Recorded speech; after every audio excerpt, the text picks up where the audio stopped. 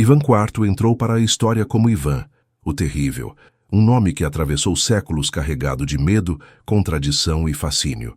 Ele foi o primeiro a se proclamar czar de todas as Rússias, governando um território marcado por intrigas, violência e instabilidade.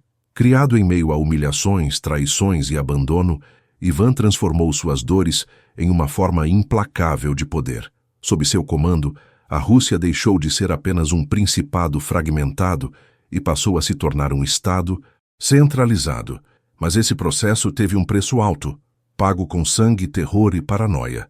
Nesta história, vamos além da lenda e do apelido que o consagrou. Vamos entender quem foi o homem por trás do mito, como o medo se tornou uma ferramenta de governo e por que seu reinado ainda provoca debates intensos entre historiadores.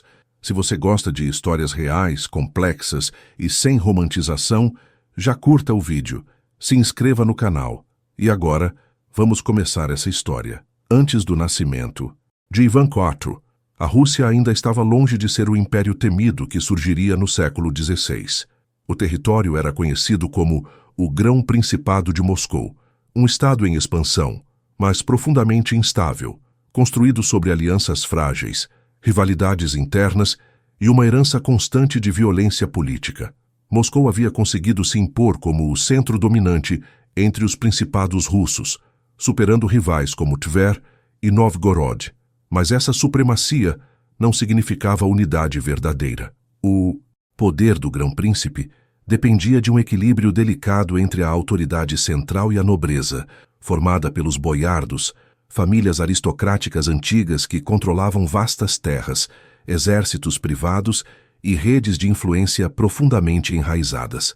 Esses boiardos não eram meros conselheiros, eram competidores diretos pelo poder, capazes de apoiar ou derrubar governantes conforme seus interesses. Intrigas, conspirações e assassinatos não eram exceção, mas parte do funcionamento normal da política. O Kremlin era tanto um centro administrativo quanto um campo silencioso de batalhas invisíveis, onde alianças mudavam rapidamente e a sobrevivência dependia de vigilância constante. O trono de Moscou não era herdado com tranquilidade. Era disputado, defendido e muitas vezes conquistado à força. Ao mesmo tempo, a Igreja Ortodoxa Russa exercia um papel central na legitimação do poder. Em uma sociedade profundamente religiosa, a autoridade do governante era apresentada como vontade divina. O Grão-Príncipe era visto como o protetor da fé, o defensor do povo cristão ortodoxo contra inimigos externos e internos. Em troca, a Igreja oferecia apoio espiritual, símbolos de sacralidade e uma narrativa que associava a obediência política à salvação da alma. Esse vínculo entre trono e altar criava uma base poderosa para a centralização do poder, mas também reforçava a ideia de que governar era uma missão sagrada, acima de questionamentos comuns. A herança deixada pelos antecessores de Ivan refletia essa mistura de ambição, brutalidade e devoção. Seu avô, Ivan III, conhecido como Ivan o Grande, foi responsável por libertar Moscou do domínio tártaro-mongol e ampliar significativamente o território sob controle moscovita. Ele lançou as bases do Estado russo centralizado, reduziu a autonomia dos principados rivais e fortaleceu a imagem do governante como soberano absoluto. Foi também sob seu governo que Moscou começou a se apresentar como a Terceira Roma, herdeira espiritual do Império Bizantino, após a queda de Constantinopla. Essa ideia não era apenas simbólica, ela justificava a concentração de poder e a expansão territorial como parte de um destino histórico. O pai de Ivan IV, Vassili III, herdou esse projeto e o aprofundou. Seu governo foi marcado pela continuidade da centralização e pela repressão a qualquer sinal de independência entre os boiardos. Vassili não hesitava em confiscar terras, prender opositores e eliminar rivais políticos. Embora menos expansivo que seu pai, ele manteve a pressão constante sobre a nobreza e reforçou o papel da Igreja como aliada do trono. No entanto, apesar de seus esforços, o sistema ainda era frágil. A autoridade dependia muito mais da força pessoal do governante do que de instituições sólidas. Foi nesse ambiente que, em 1530, nasceu Ivan Vassilievich. Seu nascimento teve um peso simbólico enorme. Durante anos, Vasily III não havia conseguido produzir um herdeiro legítimo, o que alimentava rumores, conspirações e disputas antecipadas pela sucessão. Quando Ivan veio ao mundo, sua chegada foi celebrada como um sinal divino, uma confirmação de que a dinastia estava protegida por Deus. Desde o primeiro momento, sua existência carregava expectativas políticas e religiosas profundas, mas esse nascimento não trouxe estabilidade duradoura. A morte de Vasily III, quando Ivan ainda era criança, abriu novamente as portas para o caos. A Rússia entrou em um período de regência marcado por lutas internas ferozes. A mãe de Ivan, Helena Glinskaya, assumiu o poder em nome do filho e tentou manter a autoridade central, enfrentando diretamente os boiardos mais ambiciosos. Suas reformas monetárias e administrativas indicavam uma tentativa real de fortalecer o Estado, mas sua posição era frágil. Poucos anos depois, ela morreria em circunstâncias suspeitas, possivelmente envenenada, deixando o jovem herdeiro completamente vulnerável. Com a morte de Helena, o poder caiu nas mãos das facções boiardas. O Kremlin se transformou em um palco de disputas abertas, onde famílias rivais se alternavam no controle do governo, explorando os recursos do Estado e tratando o jovem Ivan não como futuro soberano, mas como um obstáculo incômodo.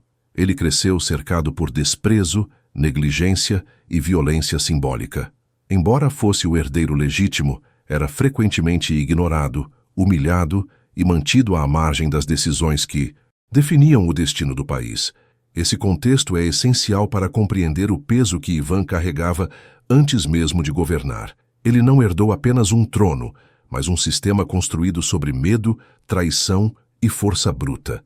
Desde cedo, aprendeu que o poder não era garantido por direito, mas conquistado e mantido pela intimidação. A Rússia que antecedeu Ivan o Terrível já era um terreno fértil para o autoritarismo. Ele não surgiria do nada, nem inventaria sozinho o terror político. Seu reinado seria, em muitos aspectos, a radicalização extrema de práticas que já estavam profundamente enraizadas na estrutura do Estado moscovita. Assim, antes de se tornar czar, Ivan já era produto de um mundo onde governar significava sobreviver, onde a piedade convivia com a crueldade e onde a coroa era, ao mesmo tempo, símbolo de glória e sentença de morte. Essa herança moldaria não apenas suas decisões futuras, mas também a forma como ele enxergaria os homens, a fé e o próprio poder. A infância de Ivan IV dentro do Kremlin foi marcada por uma contradição profunda. Ele era, ao mesmo tempo, o herdeiro do trono mais poderoso da Rússia e uma criança praticamente abandonada, cercada por inimigos silenciosos e ameaças constantes. Após a morte de sua mãe, o jovem príncipe perdeu a última figura de proteção real que ainda o ligava a alguma forma de cuidado. A partir desse momento, o Kremlin deixou de ser um palácio e se tornou um espaço hostil, onde a violência não era apenas física, mas também psicológica e simbólica. Os boiardos que passaram a controlar o governo durante a regência não viam Ivan como alguém a ser preparado para governar, mas como um obstáculo temporário. Eles se alternavam no poder, explorando os cofres do Estado, disputando privilégios e usando o nome do jovem príncipe apenas como um selo de legitimidade. Ivan e seu irmão mais novo, Yuri, eram frequentemente deixados à própria sorte. Há relatos de que passavam fome, vestiam roupas inadequadas para sua posição e eram ignorados por aqueles que, teoricamente, deveriam servi-los. Essa negligência não era acidental, era uma forma de afirmar domínio, de lembrar constantemente ao herdeiro que ele não tinha controle sobre o próprio destino. Dentro do Kremlin, Ivan assistia a cenas de brutalidade com uma naturalidade forçada. Prisões arbitrárias, espancamentos e execuções aconteciam sem explicações. Homens que um dia ocupavam posições de destaque desapareciam no seguinte, vítimas de conspirações silenciosas. A criança cresceu observando o medo nos rostos dos adultos, aprendendo, sem que ninguém lhe ensinasse formalmente, que confiança era um erro fatal. O ambiente ao seu redor não oferecia estabilidade. apenas a lição constante de que sobreviver exigia vigilância permanente. As humilhações eram frequentes. Ivan era tratado com desprezo pelos boiardos mais poderosos, que não escondiam seu desdém pelo jovem governante sem poder real. Ele era interrompido, ignorado e, em alguns casos, deliberadamente provocado. Essas experiências deixaram marcas profundas. A percepção de ser menosprezado, mesmo sendo o legítimo herdeiro, alimentou um ressentimento silencioso que se acumulava ao longo dos anos. Para Ivan, o respeito não era algo concedido naturalmente, precisava ser imposto. A violência cotidiana também se manifestava de forma indireta, mas constante. Ivan desenvolveu, ainda muito jovem, comportamentos agressivos, especialmente contra animais, como uma tentativa de exercer algum tipo de controle em um mundo onde ele não tinha nenhum. Esses episódios, frequentemente mencionados por cronistas posteriores, não devem ser vistos como simples crueldade infantil, mas como sinais de um ambiente emocionalmente devastador. Era a expressão de uma criança que não conhecia limites saudáveis, empatia ou segurança. Ao mesmo tempo, Ivan encontrava refúgio nos livros e na religião. Ele teve acesso a textos religiosos, crônicas históricas e literatura teológica, absorvendo uma visão de mundo onde o governante era escolhido por Deus e onde o castigo divino fazia parte da ordem natural das coisas. Essa combinação de erudição precoce com trauma emocional criou uma mente extremamente complexa. Ivan passou a enxergar a si mesmo como alguém separado dos outros, investido de uma missão especial, mas cercado por inimigos constantes. Essa formação psicológica foi moldada pela ausência de afeto e pela presença contínua do medo. Ivan aprendeu cedo que demonstrar fraqueza era perigoso. Emoções como compaixão ou hesitação não encontravam espaço em um ambiente onde qualquer sinal de vulnerabilidade podia ser explorado. Assim, o jovem príncipe desenvolveu uma postura defensiva, marcada por desconfiança extrema e necessidade de controle absoluto sobre tudo e todos ao seu redor. O Kremlin, para Ivan, não era um lar, mas uma arena. Cada corredor, cada salão, carregava memórias de humilhação e ameaça. Ele cresceu convencido de que os boiardos eram traidores em potencial, dispostos a eliminá-lo assim que surgisse uma oportunidade. Essa visão não nasceu de paranoia infundada, mas de experiências concretas. Ele viu o poder mudar de mãos sem escrúpulos, testemunhou a fragilidade da autoridade e entendeu que a lei só valia para quem tinha força suficiente para impô-la. Com o passar dos anos, esse jovem marcado pela negligência começou a nutrir uma ideia fixa.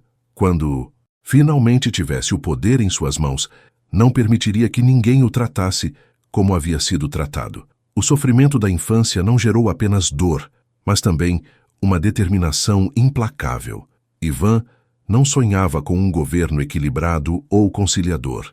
Ele sonhava com um poder absoluto, incontestável, capaz de esmagar qualquer ameaça antes mesmo que ela se manifestasse. Assim, a infância de Ivan IV não foi apenas um período difícil, mas a fundação de tudo o que viria depois.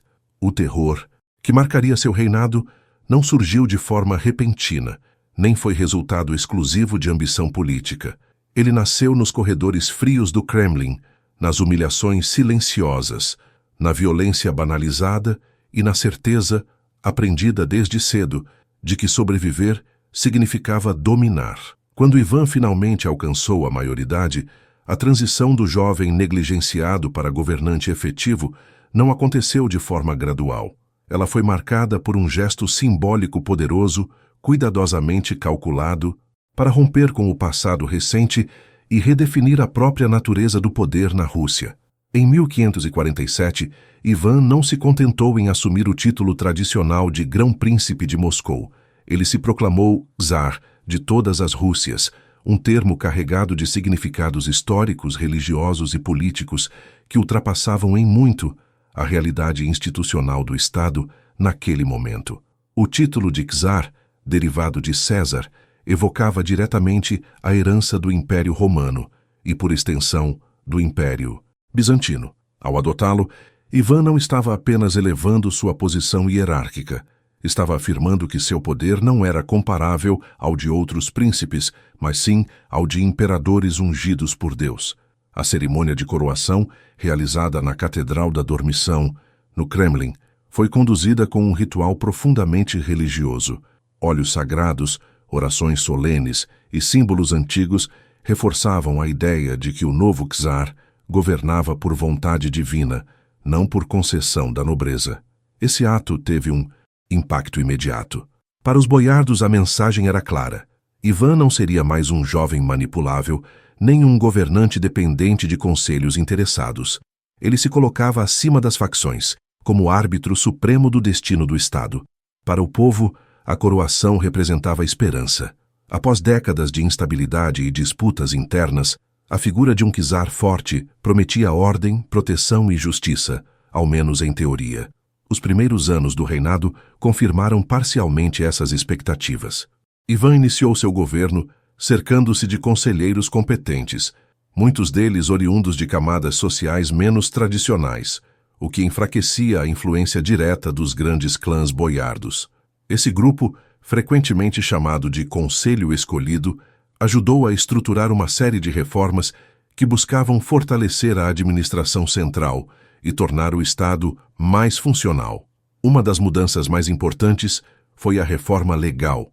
Em 1550, Ivan promulgou um novo código de leis, conhecido como Sudebnik, que atualizava normas antigas e ampliava o alcance da autoridade central. O objetivo era reduzir abusos locais, limitar a arbitrariedade dos governantes regionais e criar procedimentos mais claros para a aplicação da justiça.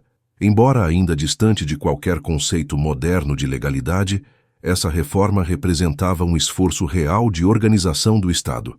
No campo administrativo, o governo passou a estruturar melhor os órgãos responsáveis por finanças, justiça e assuntos militares. Surgiram departamentos especializados que respondiam diretamente ao czar, diminuindo a dependência de intermediários locais. Esse processo não eliminou completamente a corrupção, mas criou mecanismos mais previsíveis de gestão, algo raro até então.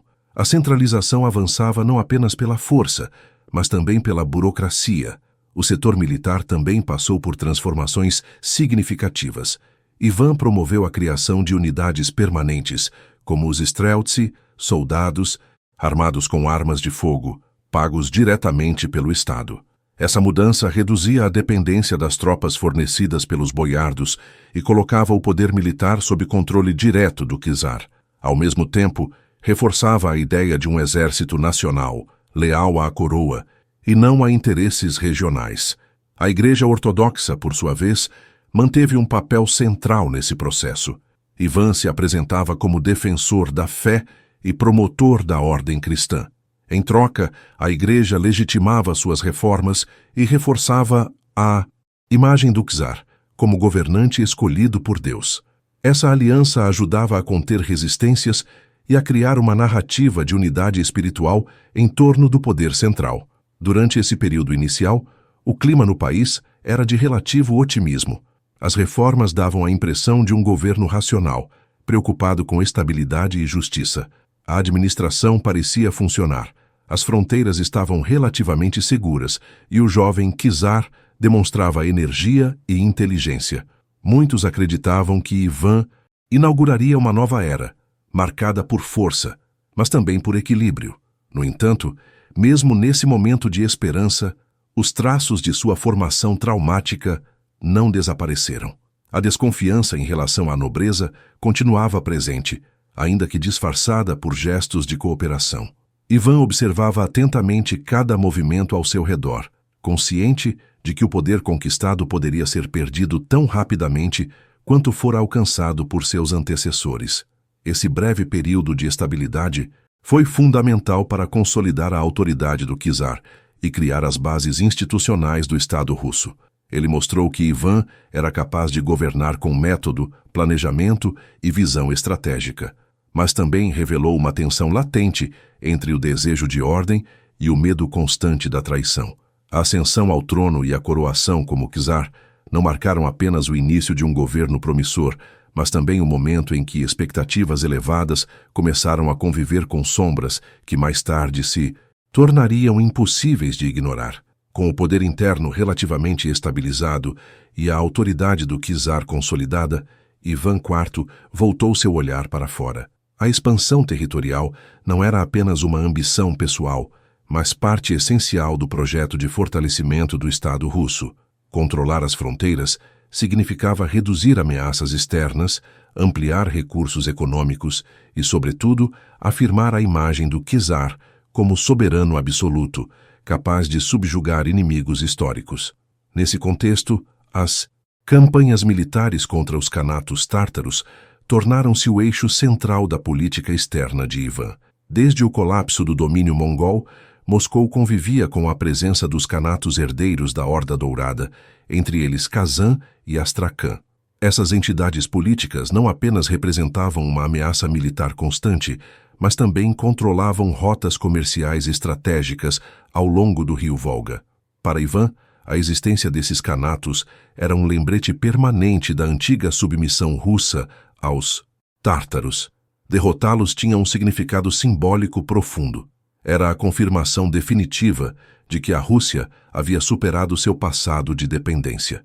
A campanha contra Kazan foi longa e cuidadosamente planejada.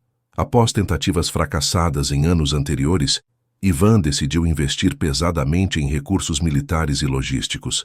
Fortificações foram construídas ao longo do caminho, como a cidade de Sviajsk, erguida em tempo recorde para servir de base avançada.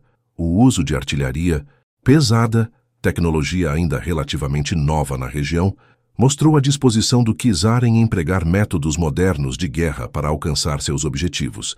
Em 1552, após um cerco intenso, Kazan caiu. A vitória foi brutal. A cidade foi saqueada, grande parte de sua população morta ou deportada, e suas estruturas políticas destruídas. Para os contemporâneos, o evento teve proporções épicas. Não se tratava apenas de uma conquista territorial, mas de um triunfo religioso e ideológico. A Igreja Ortodoxa celebrou a queda de Kazan como a vitória do cristianismo sobre o islamismo, reforçando a imagem de Ivan como instrumento da vontade divina. Poucos anos depois, Astrakhan teve destino semelhante. Localizada na foz do Volga, a cidade era vital para o controle do comércio entre o interior da Rússia e as regiões do Cáspio.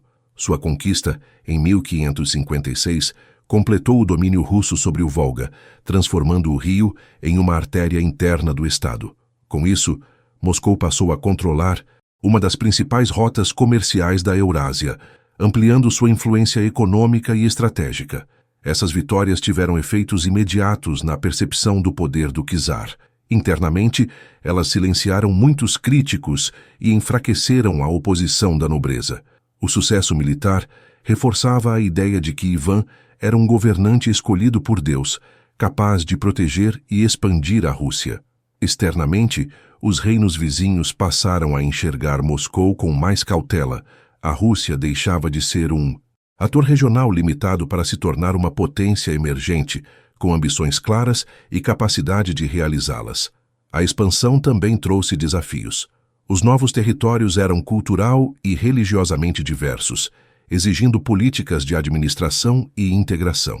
Ivan respondeu a isso com uma combinação de tolerância limitada e repressão seletiva. Em alguns casos, permitiu a manutenção de práticas locais, desde que a autoridade do czar fosse reconhecida. Em outros, impôs a conversão forçada e a redistribuição de terras, reforçando o controle central. O sucesso das campanhas fortaleceu a posição pessoal de Ivan de maneira decisiva. Ele passou a ser visto não apenas como um administrador competente, mas como um conquistador. Sua autoridade deixou de depender exclusivamente de reformas internas e passou a ser sustentada pelo prestígio militar.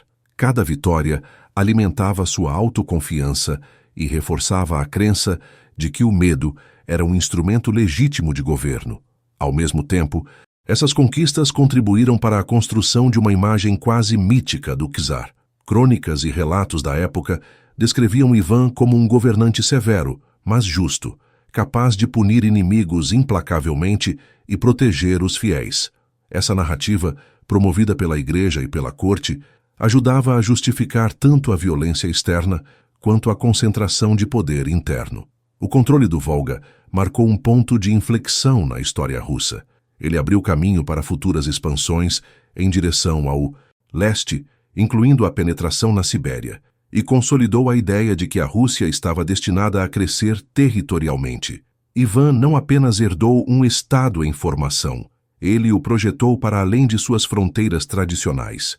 Assim, as campanhas militares de expansão não foram episódios isolados, mas parte integrante da construção do poder absoluto de Ivan IV. Elas reforçaram sua autoridade, ampliaram os recursos do Estado e solidificaram uma visão de governo baseada na força, na centralização e na submissão dos inimigos. O czar emergia dessas guerras mais poderoso do que nunca, convencido de que a violência, quando bem direcionada, era não apenas eficaz, mas necessária para garantir a sobrevivência e a grandeza da Rússia. Apesar da imagem pública de conquistador e governante absoluto, a vida íntima de Ivan IV foi marcada por instabilidade emocional, perdas sucessivas e uma solidão crescente. Por trás das muralhas do Kremlin, longe dos campos de batalha e das cerimônias religiosas, formava-se um homem profundamente atormentado. A esfera pessoal de Ivan não apenas refletia suas fragilidades, mas também influenciava diretamente suas decisões políticas. Foi nesse terreno íntimo, permeado por luto e desconfiança, que começou a transformação mais profunda de seu caráter. Ivan se casou ainda jovem, em 1547, com Anastácia Romanovna. Diferente de muitos casamentos políticos da época, essa união parece ter sido marcada por afeto genuíno. Anastácia era descrita por cronistas como uma figura equilibrada, discreta e capaz de suavizar os impulsos do czar. Em um ambiente dominado por intrigas e violência, ela representava para Ivan um raro ponto de estabilidade emocional. Sua presença exercia um efeito moderador sobre o governante, ajudando a conter explosões de raiva e decisões precipitadas. Durante os anos em que Anastácia esteve ao seu lado, o governo de Ivan manteve um certo equilíbrio, mesmo quando enfrentava crises externas ou tensões internas. O czar parecia mais disposto ao diálogo com seus conselheiros e menos inclinado à repressão extrema. A vida familiar oferecia a ele algo que jamais tivera na infância: a sensação de pertencimento e confiança. Essa experiência, embora limitada no tempo, teve um impacto profundo em sua percepção do mundo. A morte de Anastácia, em 1560, representou um ponto de ruptura. Ela adoeceu de forma repentina e morreu após um período de sofrimento. Ivan ficou convencido de que sua esposa havia sido envenenada por membros da nobreza, embora provas conclusivas jamais tenham sido apresentadas. Para ele, no entanto, a suspeita bastava.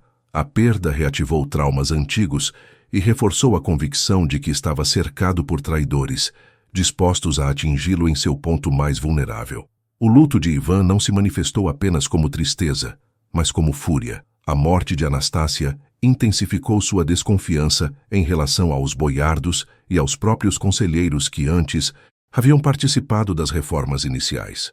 O czar tornou-se mais imprevisível, alternando momentos de devoção religiosa extrema com explosões de violência. A sensação de que sua vida pessoal havia sido violada por conspirações internas alimentou uma visão cada vez mais paranoica do poder. Após essa perda, os casamentos de Ivan passaram a seguir um padrão instável. Ele se casou diversas vezes, muitas dessas uniões terminando em morte, exílio ou confinamento das esposas em conventos. Esses relacionamentos não ofereciam afeto duradouro nem estabilidade. Pelo contrário, reforçavam a impressão de que qualquer proximidade emocional representava um risco. Ivan parecia incapaz de confiar plenamente em quem quer que fosse, inclusive nas mulheres que escolhia como esposas. Essa instabilidade doméstica refletia um isolamento crescente. O czar passou a se afastar de antigos aliados e a concentrar cada vez mais decisões em suas próprias mãos. A corte, antes espaço de debates e aconselhamento, tornou-se um ambiente tenso, onde palavras eram cuidadosamente medidas. O medo substituiu a confiança como base das relações políticas. Ivan já não buscava consenso, exigia obediência absoluta. O impacto emocional dessas tragédias pessoais também se manifestou na forma como Ivan passou a enxergar o próprio papel como governante. A ideia de ser escolhido por Deus, já presente desde a coroação, assumiu contornos mais sombrios. Ivan passou a interpretar suas perdas como testes divinos e a enxergar seus inimigos como instrumentos do mal. Essa visão maniqueísta justificava em sua mente o uso da violência como forma de purificação e defesa do Estado. O isolamento emocional contribuiu para uma radicalização gradual do poder. Ivan tornou-se menos tolerante a críticas, mais propenso a punir suspeitas do que crimes comprovados. A distinção entre ameaça real e imaginária começou a se diluir. O czar passou a agir movido não apenas por cálculo político, mas por impulsos emocionais profundos, moldados por luto, ressentimento e medo. A vida íntima de Ivan, portanto, não pode ser dissociada de sua trajetória política. As perdas que sofreu não foram apenas episódios pessoais, mas eventos que alteraram o curso de seu reinado.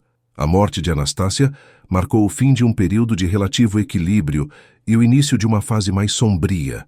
A partir desse momento, o governante que havia mostrado capacidade de reformar e expandir o Estado começou a se transformar em um líder cada vez mais isolado, desconfiado e disposto a recorrer ao terror como instrumento de sobrevivência.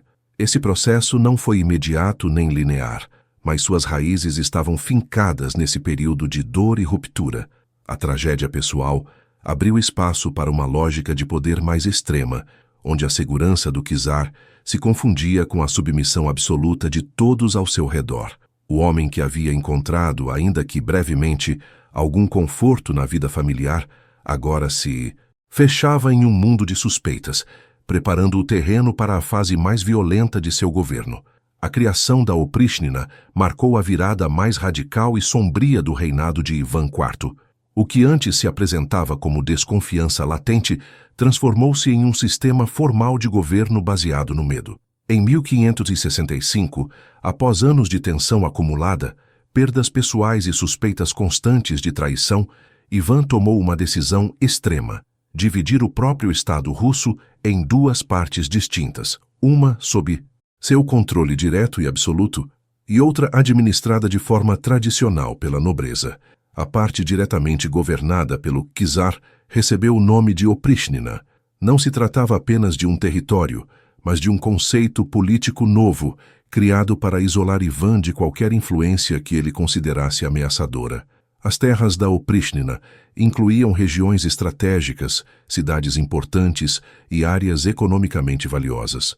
Tudo o que estivesse dentro desse domínio passava a responder exclusivamente à vontade do czar, sem mediação dos boiardos ou das antigas estruturas administrativas. A outra parte do Estado, chamada de Zemstina, continuava sob administração convencional, mas na prática tornava-se secundária. Essa divisão não tinha precedentes claros e causou perplexidade entre contemporâneos.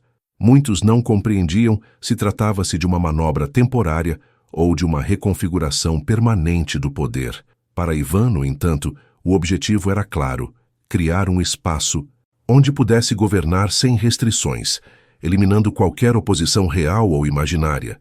Para sustentar a Opríchnina, Ivan criou uma força especial, os Opríchniki. Eles não eram apenas soldados ou guardas pessoais, mas agentes do terror institucionalizado.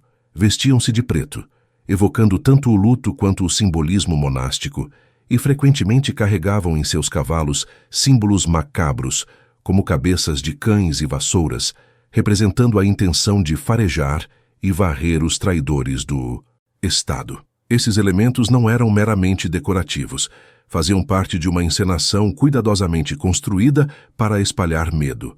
Os Opríchniki respondiam apenas ao czar, tinham autoridade para prender, torturar, confiscar bens e executar sem necessidade de julgamento formal.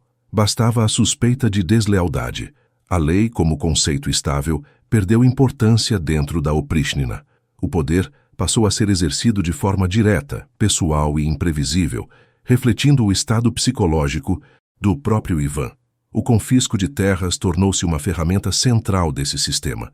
Famílias nobres acusadas de traição perdiam propriedades, títulos e, muitas vezes, a própria vida. As terras confiscadas eram redistribuídas a membros da Oprichnina, criando uma nova elite dependente exclusivamente do czar. Esse processo não apenas enfraqueceu os boiardos tradicionais, mas também rompeu laços sociais antigos, desorganizando a economia e a administração local. As execuções públicas tornaram-se frequentes e deliberadamente espetaculares. Ivan não se limitava a ordenar mortes. Ele frequentemente participava ou supervisionava os castigos. Torturas prolongadas, afogamentos, empalamentos e decapitações eram usados não apenas para eliminar inimigos, mas para enviar mensagens claras à população. O terror não era um efeito colateral da política, era o próprio método de governo. Cidades inteiras passaram a viver sob constante tensão. Ninguém sabia ao certo quem seria o próximo alvo. Denúncias anônimas se multiplicavam, muitas vezes motivadas por vinganças pessoais ou disputas locais. O medo corroía a confiança entre vizinhos, famílias e colegas. Em um ambiente assim, a lealdade ao czar tornava-se não uma escolha ideológica, mas uma estratégia de sobrevivência. Ivan justificava a Oprichnina como uma necessidade moral e religiosa. Em sua visão, o Estado estava infestado de traidores e pecadores, e cabia a ele, como governante ungido por Deus, purificá-lo. Essa retórica permitia que a violência fosse apresentada como um dever sagrado. O czar se via simultaneamente como juiz, executor e instrumento divino, acima de qualquer limite humano. O impacto econômico foi devastador. A expulsão em massa de nobres experientes, a instabilidade constante e o confisco arbitrário de terras desorganizaram a produção agrícola e o comércio. Muitas regiões entraram em declínio e a fome começou a se espalhar. Ainda assim, Ivan parecia disposto a sacrificar a prosperidade do país em nome de sua segurança pessoal e de sua visão absolutista do poder. A Oprichnina também aprofundou o isolamento emocional do czar. Cercado apenas por homens que lhe deviam tudo e temiam desobedecê-lo, Ivan passou a viver em um mundo fechado, onde qualquer discordância era interpretada como traição. A ausência de vozes críticas reforçava suas convicções mais extremas, criando um ciclo de paranoia e violência cada vez mais difícil de romper. Com a institucionalização do terror, o reinado de Ivan entrou em uma nova fase. O governante reformista e conquistador dava lugar a um autocrata disposto a destruir seu próprio país para manter o controle. A Oprichnina não foi apenas um instrumento temporário, mas a expressão máxima de um poder que já não buscava equilíbrio, apenas submissão total. Nesse período, o medo deixou de ser uma consequência do governo e tornou-se sua linguagem oficial. A Rússia vivia sob a sombra constante da violência arbitrária, enquanto o czar consolidava uma autoridade baseada não na confiança ou na estabilidade, mas na certeza de que qualquer desvio seria punido de forma exemplar. A partir desse ponto, o terror não seria mais exceção.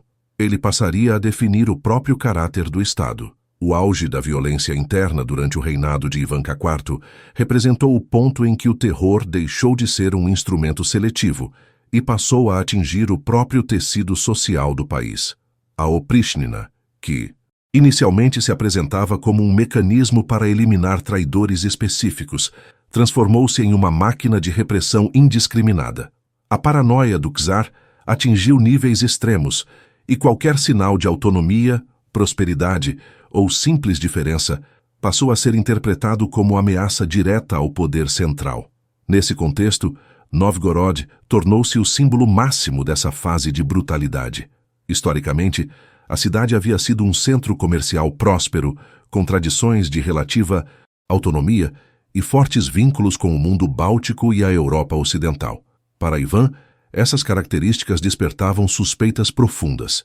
Ele passou a acreditar que Novgorod conspirava para se aliar a potências estrangeiras e romper com Moscou. As acusações, baseadas em rumores e denúncias forçadas, serviram como justificativa para uma das campanhas de repressão mais violentas da história russa.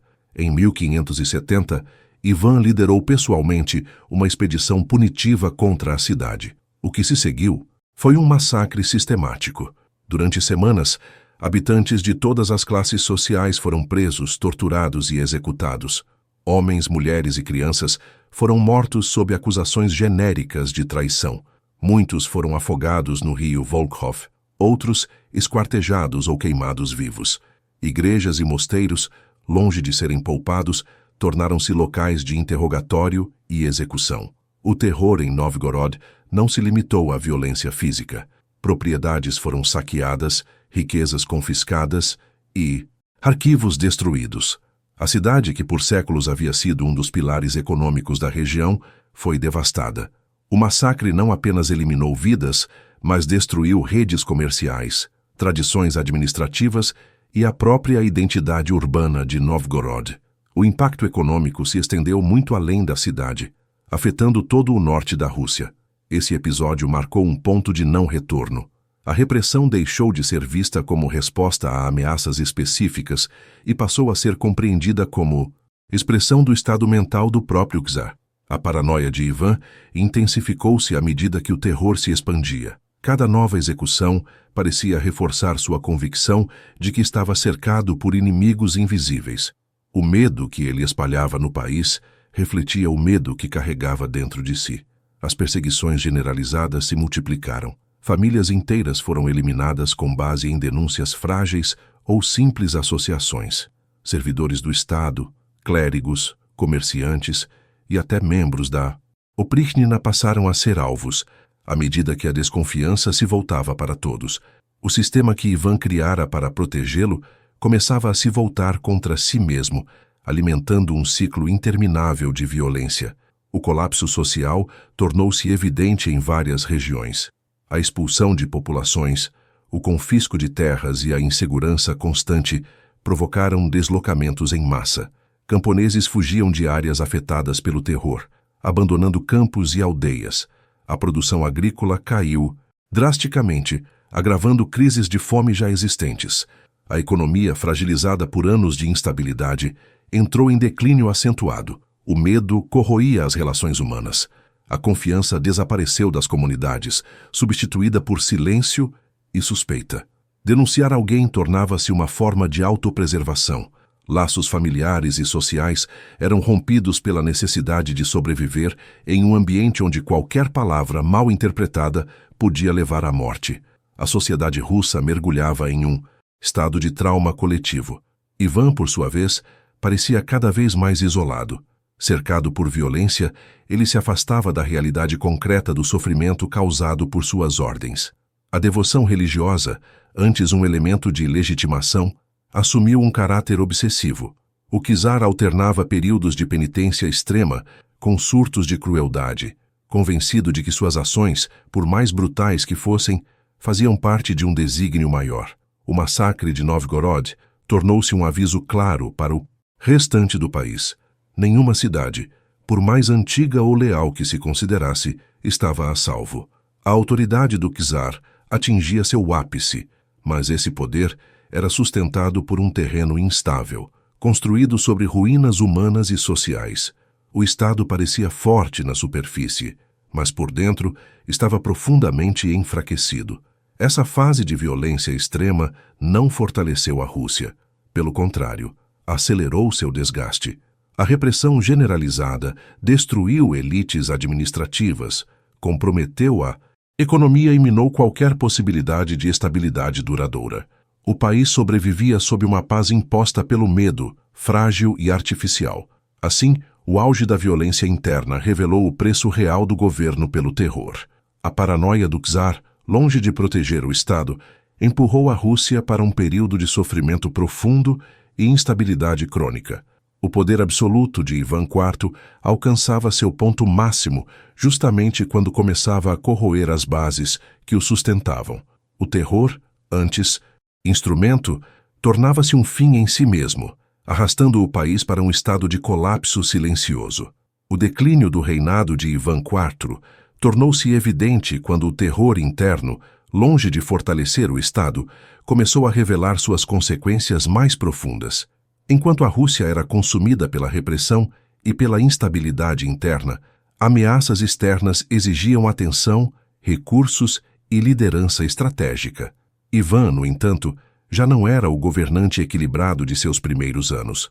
Suas decisões passaram a ser marcadas por impulsividade, desconfiança e isolamento, fatores que se refletiriam de forma trágica no campo militar. O conflito da Livônia, iniciado em 1558, é o exemplo mais claro desse processo. O objetivo inicial era ambicioso: garantir à Rússia acesso direto ao Mar Báltico, ampliando o comércio e inserindo o país de forma mais competitiva no cenário europeu. No início, as campanhas pareciam promissoras.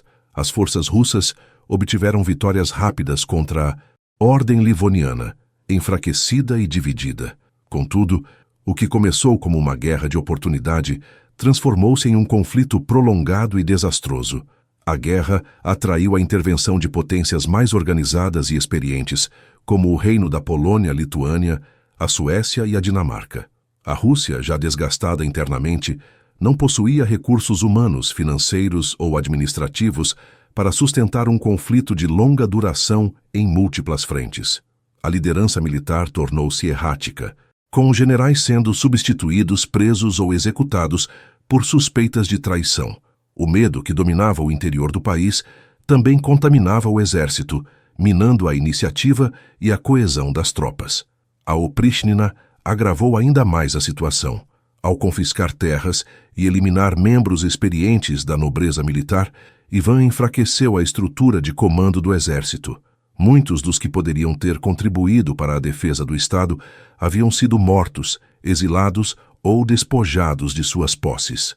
A guerra passou a ser conduzida por oficiais inseguros, mais preocupados em evitar suspeitas do czar do que em vencer batalhas. Com o prolongamento do conflito, as derrotas se acumularam.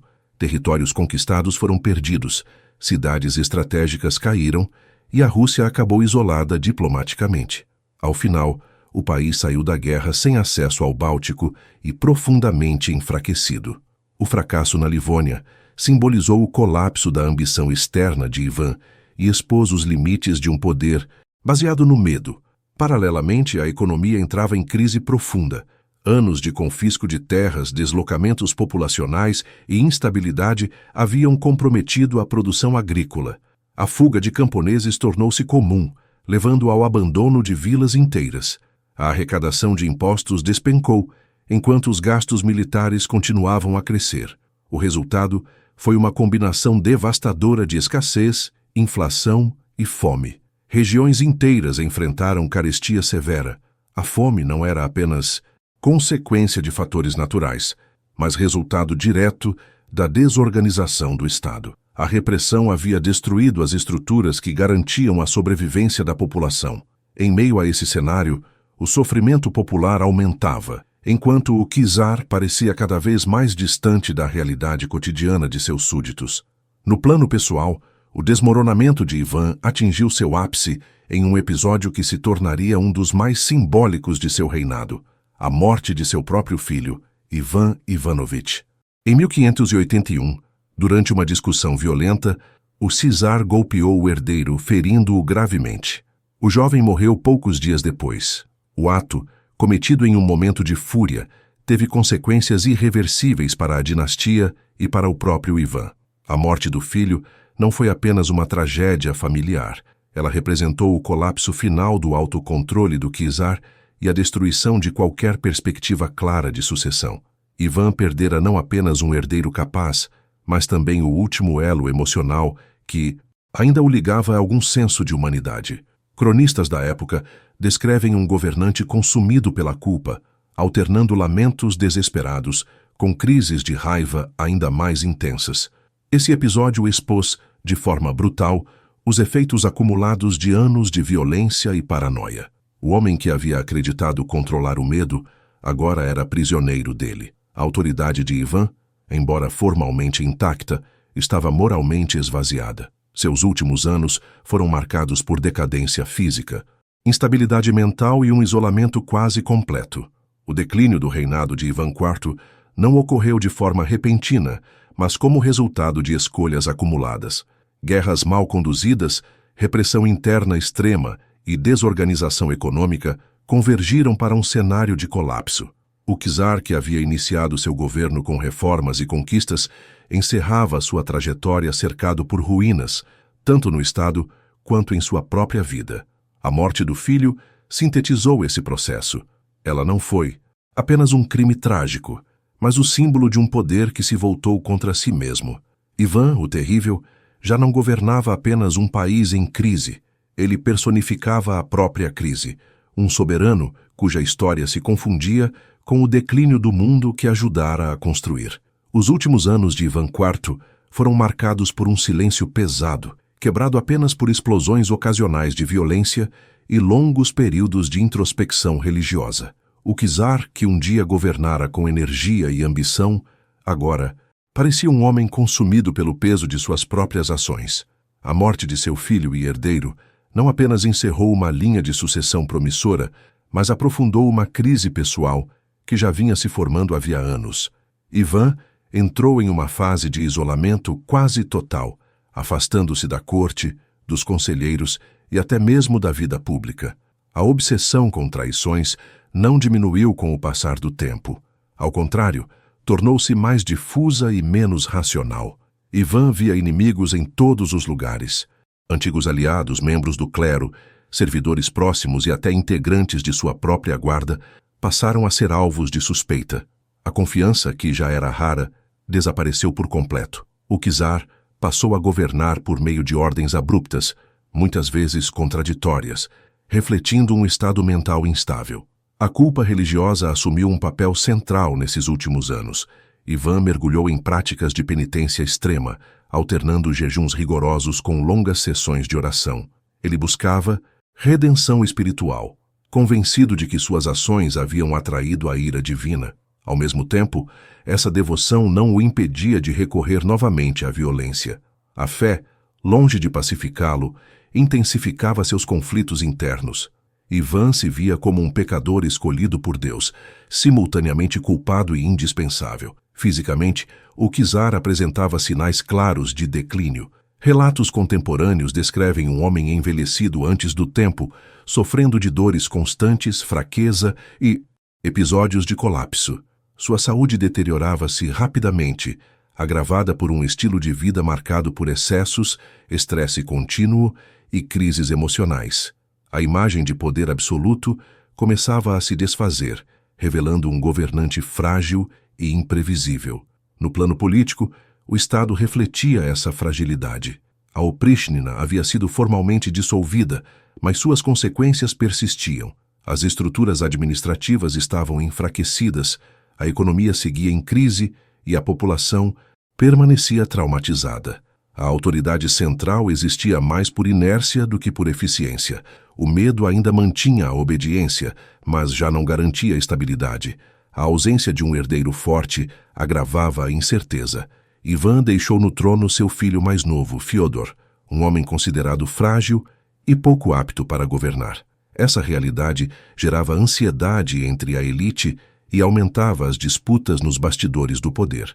O futuro da Rússia tornava-se cada vez mais incerto, com o espectro de novas crises pairando sobre o país. Ivan, consciente dessa situação, oscilava entre tentativas tardias de reorganização e acessos de desespero.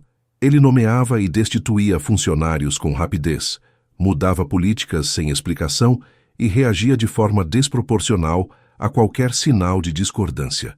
O governo tornara-se errático, reflexo direto do estado psicológico do czar. O isolamento também era emocional. Ivan parecia incapaz de estabelecer vínculos duradouros. Seus últimos casamentos não trouxeram conforto nem estabilidade. A solidão, iniciada na infância e reforçada ao longo da vida, atingia agora sua forma mais profunda. Cercado por pessoas que o temiam, o czar governava praticamente sozinho, prisioneiro de suas próprias suspeitas. Os últimos anos de Ivan IV foram, portanto, um período de decadência silenciosa. O governante que havia sonhado com um Estado forte e centralizado via sua obra ameaçada pela própria lógica do terror que ajudara a criar.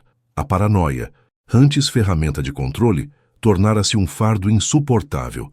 Nesse ambiente de fragilidade e incerteza, O Estado russo entrou em uma fase de transição perigosa. As bases institucionais eram fracas, a sucessão era incerta e a memória da violência recente ainda estava viva. Ivan, o Terrível, aproximava-se do fim de sua vida não como um conquistador triunfante, mas como um homem exausto, atormentado por culpa, medo e arrependimento tardio. O czar, que havia dominado pelo terror, encerrava seus dias envolto em silêncio e desconfiança.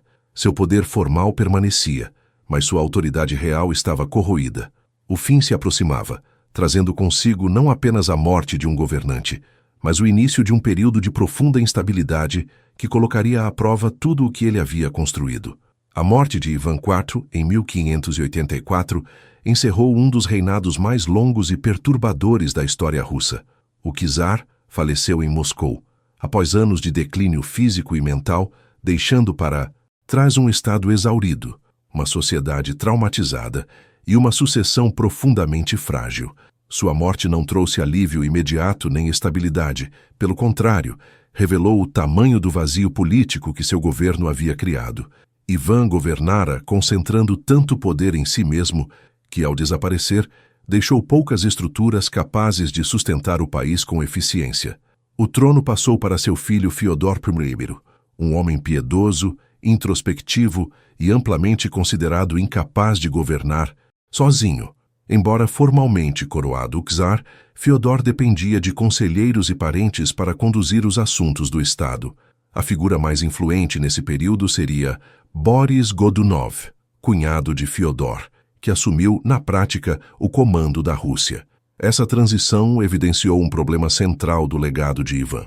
Ele havia destruído ou enfraquecido sistematicamente a elite política e administrativa, deixando o Estado sem lideranças sólidas. O vazio de poder criado por Ivan contribuiu diretamente para o período de instabilidade que se seguiria, conhecido mais tarde como o Tempo das Dificuldades. Conflitos internos, crises econômicas, fome e disputas dinásticas colocariam a Rússia à beira do colapso. Embora esses eventos tenham ocorrido após sua morte, suas raízes estavam profundamente ligadas às políticas de terror, centralização extrema e desorganização institucional promovidas durante seu reinado. A avaliação histórica de Ivan IV sempre foi marcada por ambiguidade. Por um lado, ele foi o governante que consolidou a autoridade central, expandiu significativamente o território russo e estabeleceu as bases de um Estado mais coeso. Sob seu comando, a Rússia deixou de ser apenas um conjunto de principados e passou a se afirmar como uma potência em expansão. A adoção do título de czar, as reformas administrativas iniciais e as conquistas militares tiveram impactos duradouros na formação do Estado russo. Por outro lado, esses avanços vieram acompanhados de um custo humano e social imenso. O uso sistemático do terror, a destruição de cidades inteiras, o colapso econômico e a eliminação de elites administrativas comprometeram a estabilidade do país por gerações. Ivan governou não apenas com mão de ferro, mas com uma lógica de suspeita permanente, na qual a violência se tornava resposta automática a qualquer incerteza. O debate entre Ivan como fundador do Estado russo moderno e Ivan como tirano implacável não é simples de resolver. Ele foi simultaneamente um construtor e um destruidor. Sua capacidade de centralizar o poder fortaleceu a Rússia no curto prazo, mas sua incapacidade de confiar, delegar e construir instituições duráveis enfraqueceu o país a longo prazo. O Estado que emergiu de seu reinado era maior e mais poderoso, mas também mais frágil e traumatizado. Ao longo dos séculos, a imagem de Ivan, o Terrível, foi sendo moldada de acordo com as necessidades políticas e culturais de cada época. Cronistas contemporâneos enfatizaram sua crueldade e imprevisibilidade, enquanto narrativas posteriores, especialmente em períodos de forte centralização do poder na Rússia, tentaram resgatar sua figura como símbolo de autoridade e unidade nacional. Em alguns momentos, Ivan foi apresentado como um governante necessário em tempos difíceis, alguém que fez o que precisava ser feito para manter o país unido. Na arte, na literatura e na historiografia, Ivan tornou-se um personagem quase mítico. Pinturas, peças teatrais e romances exploraram sua dualidade, retratando-o tanto como um homem atormentado quanto como um déspota sanguinário. A famosa imagem do czar, segurando o corpo de seu filho morto, sintetiza essa contradição. Poder absoluto coexistindo com fragilidade humana extrema. Ivan permanece como um dos símbolos mais inquietantes do poder absoluto, porque sua história revela os limites e os perigos da centralização extrema. Ele demonstrou que o medo pode ser uma ferramenta eficaz para impor obediência, mas também mostrou que governar pelo terror destrói as bases de confiança e estabilidade necessárias para a sobrevivência de um Estado. Seu reinado é um estudo sobre como o poder, quando exercido sem freios, tende a se voltar contra quem o detém e contra a sociedade que o sustenta. Ao final, Ivan, o Terrível, não pode ser reduzido a uma caricatura de vilão ou herói. Ele foi produto de seu tempo, de uma infância marcada pela violência e de um sistema político que recompensava a brutalidade. Mas também foi um agente ativo de escolhas que ampliaram o sofrimento de milhões. Seu legado permanece vivo, não apenas na história russa, mas como um alerta universal sobre o custo humano do poder exercido sem limites.